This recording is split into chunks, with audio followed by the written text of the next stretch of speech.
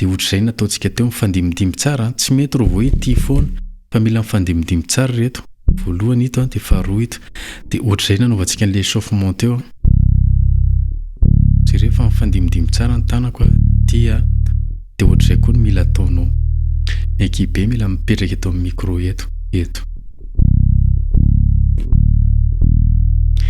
Vita izay dia iny midina ato ambany ato.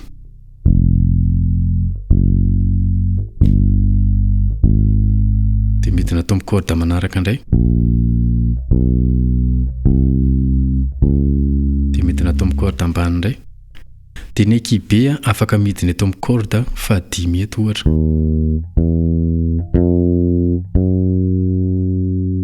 Dia midina ato ambany. Dia midina eto amin'ny corde fahaefatra ny ekipe. Ohatr'izay ilay izy. Dia iny amin'izay ny hitariny ny exercice iny stomma makaty amin'ny 5e case ny akikely tao miverina.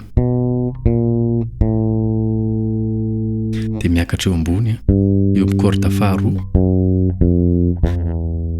Rehefa miverina ilay hoe akikely indray mitarika dia ratsan-tanana majeur no mitendry voalohany atao ambadika ato. Ohatra hoe eto amin'ilay corde faharoa zao, ito ratsan-tanana majeur, iny dia index indray. Fandimidimy izy roa.